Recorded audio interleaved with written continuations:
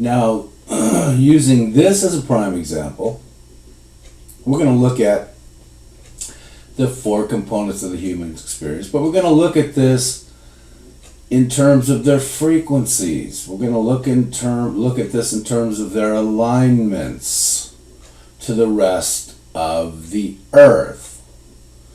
And this is going to show us something huge. It's going to show us, oh, I see now. That's how we pull off the paradigm thing. Yeah, and you know what else? This is the way we're designed. It's just like that guitar string.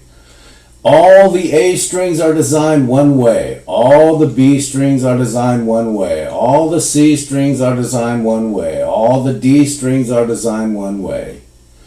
And then they're tuned. They're tuned. They're educated. Educated. Educated. Taught.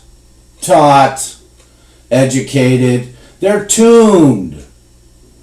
They're tuned so they know what the heck they're doing. And when they fall out of tune, they get a little bit of instruction from from the construct of the cosmos, in this case the guitar string, so they get retuned. It's really kind of that simple. We make everything so damn complicated. It's really not. It's really simple. It's very instinctive. Don't ever forget. Please don't ever forget. Life isn't just about thinking. Life is also about instinct. Okay? The whole thing where you're just supposed to think your way through life, that's part of the world system ideology. Please don't ever forget that. You have to use your instinct. You listen to your soul.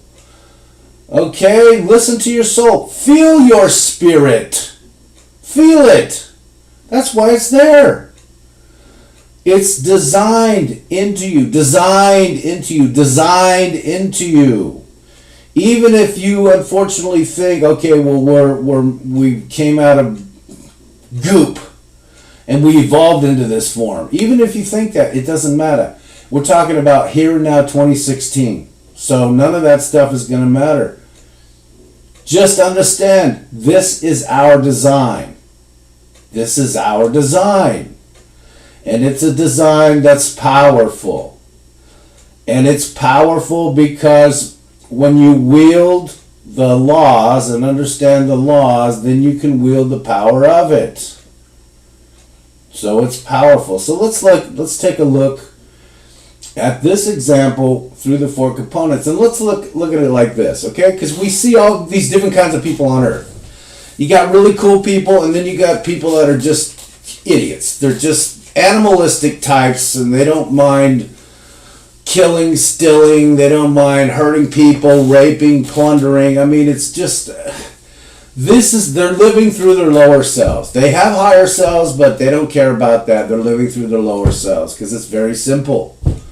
It's very easy. It takes no education at all. There's no tuning involved, no teaching involved. They're living through their lower selves. Do you understand? Anyway, so let's look at this.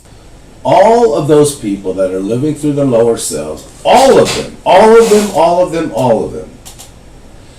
their general overall set point is not high frequency set point. Why do I say that? Because high frequency set point, the highest frequency set point, is tied into the righteousness system. It's tied into the cosmos and the force behind the cosmos, God, if you will. These people aren't living through that. They're living through, what do I want right now? I want it now. What do I want now? Oh, I want that chick. Oh, let's just take her. Oh, what are you so stupid? I want this right now. Let's just take it. I want that. It belongs to somebody else. I don't care. I'll take it. I'm going to just kill him and take it. What are you thinking? I'm not thinking. I don't care. I'm not thinking. I just want what I want when I want it. And I want it now. Now, this is the lower self. Everybody has the potential to live through their lower self. Most of us in this culture don't do that. I'm growing up in the American culture. Most of us in this culture don't do that because we were raised in a paradigm heavily influenced by a Christian paradigm. And I'm sorry to you liberal types that freak out when you hear that or think that. Just understand that somebody put that in your mind. It's an ideology bouncing around in your head. Please, please, please, let's look at reality for a moment. But we grew up in this paradigm. In other words, we were tuned to this. We were taught this. We were educated in this. And look at the grand society it made. It was, I mean, America was literally one of the golden ages on earth a long time ago, probably ending in the 90s, okay? But actually dwindling away in the 90s. But there was a golden age of America. It lasted like 45, 50, 55 years. But we were taught this. So to us, the idea of doing all the barbaric stuff that goes on in other parts of the world is just appalling to us. We just don't do that. That's not how we think. We're not tuned that way because we were taught, we were tuned into a different kind of frequency. We weren't tuned to just do whatever we want, anytime we want, get what we want right now, you know? I mean, we're little kids, you pull that stuff, you get a spanking. Nowadays, they'll put you in jail if you give spankings, but it's a new time. We're living in a different paradigm now. Do you see the importance of paradigms, people? But right now we're talking about the four components and frequency, because this is very important to understanding the cornerstone laws of free will, and we're looking at that in terms of the higher self and the lower self. So we're using the example of people of the lower self. They're living through their lower self. Usually those people end up in jail or in prison, and actually they do need to be isolated from the rest of us because it will jack up the construct of the paradigm we have. Even though it's a paradigm not even close to the golden age of America as it was, and we're talking about America, but this is in all societies, especially in the Western world. It's in all societies.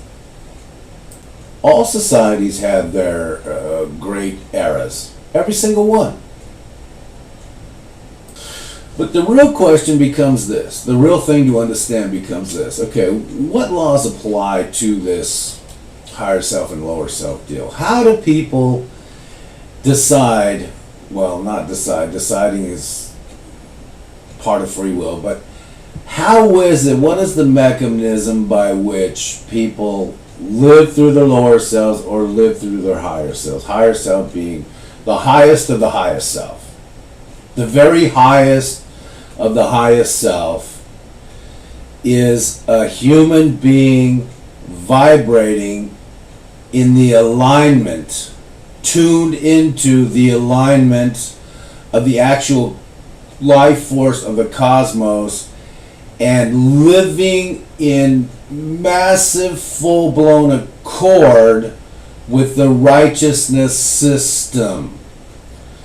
If you can find, I'm saying if, but when you find these people on earth that do this, usually they're regarded as holy people or mystic people or something like that. They're usually regarded in that kind of regard by their own culture. You can't take our culture and then, you know, look at them because, I mean, our culture's so filled with ideologies and stuff. You look at a holy man from another culture at another time and we're going to think, it's a pagan, some kind of pagan, evil, wicked, it's a devil. That's nonsense. Nonsense. That's ideology. Ideology. But that is the highest alignment there is, to tie directly into the righteousness system and let it flow through you. But how do you do that? That's the mechanism. You got to understand the cornerstone laws of free will to pull that stuff off. And that's what we're looking at in here. Now let's take someone with the lower self. The lower self is it's almost like, okay, I'm living in the frequency of the animal kingdom. What higher self? What God? What is any of that? None of that is, all of that is stupid. It's stupid. It doesn't exist. It's some made up crap. I want what I want when I want it. I want it right now.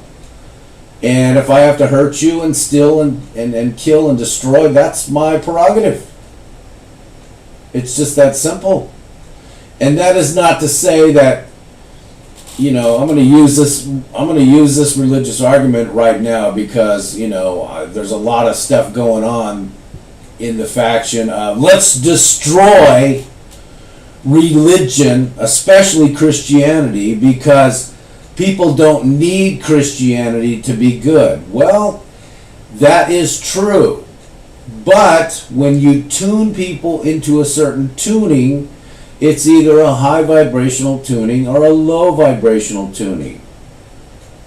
Christ, the actual full-blown thing, that the original thing, what was making people do miracles, is high vibrational tuning. And the mystics and some of these people around the culture that actually can do miracles today, they're tuned into high dimensional or high frequency tuning, by the way. I don't care if you want to call them pagans or whatever. Who cares? That's your own religious ideology bouncing around in your own head. But I'm referring to the ideas that are floating around in today's culture, which are implanted in there. They're part of ideologies, by the way, mostly from the liberal-minded folk in the Western world that say, oh, Christianity's some friggin' nightmare from hell, and it's this and it's that. Well, they might have a good... I hate to break this to you, but some of the ideologies that come out of there, I don't really blame them for saying that, but, that's not the full picture. I don't blame them for saying that. But what is stupid is, let's destroy this because we don't need this to be good. Okay, well, by the time I get done explaining all this to you, you're going to find out, teaching people to be good and teaching people to tie into the righteousness system actually creates a high frequency paradigm. And the more people that are tuned into that, the bigger the friggin' paradigm. So why destroy it? Come on, people. Let's use our common sense. Come on. It's not that complicated. But getting back to the point of how do we do this because of the Cornerstone laws of free will, we have to will it. We have to decide this is what we're going to do. How do we tune ourselves up? How do we teach ourselves? How do we tune, educate, tune, educate, tune, taught, make it tight, string, accord, tune, teach, tune, educate. How do we do that? Well, we do that by understanding. We do that, sorry for all that, but I'm implanting into you, understand these words are very similar, okay? But understanding why these laws are actually Cornerstone laws, and they're based on how things are designed and put together. And then going with that. That's how we're going to pull it off. Now, let's look at the four components and how it works. And this isn't the four components section, but like I say, all of these things are tied together, and we're talking about free will now. These four components are based on frequency. They're based on attunement. What are we aligning our frequencies to? And how are we aligning our frequencies? Well, we need free will for that. See, as we all travel through life on our own little particular life journey, and all of them are a little different. Not everything, every one of them is really individual. Maybe some of them are like really, really super close, but they're all individual. But as we travel through life on our own little life journeys, we come up with this thing of, hey, what do we want? What do we want? What do we really want? This takes place in every single individual. Every single human at one point or another says to themselves, what do I want? Unless they're really brainwashed out of their gourd and controlled by ideology or by this or by that, then this doesn't really function very good anymore. But let's say that we're dealing with people that actually function. So they say to themselves, what do I really want? What do I really want? And then their brain says, I want this. I want this kind of life. I want that kind of life. I want to be able to pay my bills. I want to have a car. I want a radio. I want this. I want that. It just depends. It's the individual. It's the individual, and it depends on the kind of society you live in. You might be living in the jungles of Congo, in which case you'd be thinking something completely different than if you live in Sweden or Switzerland or Canada or America or Mexico. It just depends. It just depends. It just depends on what construct you find yourself in. In other words, what paradigms are going at the moment. But the brain said, the mind said, that's the consciousness, that's the mind component, body, mind, spirit, and soul. Or all the physiology, all the consciousness, all the energy, and all the connectivity to the rest of the universe, okay? So you decide, okay, I want this. Now, what actually is happening, here's the construct of the laws. What's actually happening is the mind tunes in the consciousness tunes into that thing and says, oh, I want this thing. And it could be some esoteric thing. I want to be happy. Well, what does that mean? I don't know. But that could be the way you're thinking. It could be, I want to be in complete league with God himself. And I want to be Moses. It could be something like this. Completely friggin' esoteric. But it works by rules, you see. It works by rules because we're designed this way through the laws, you see. So the mind selects something. Anything. Esoteric, material. Doesn't matter.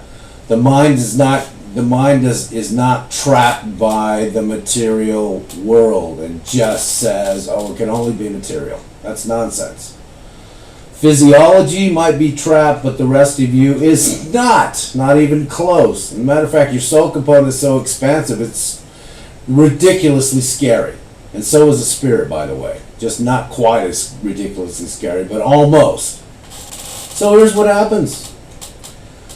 The construct in your mind says, all right, I've chosen this thing. Now, what goes on now? How do I get this thing? This is the thing I really, really, really, really want. And all four of your components, all four of them, start tuning into that. But you tune into that through your free will.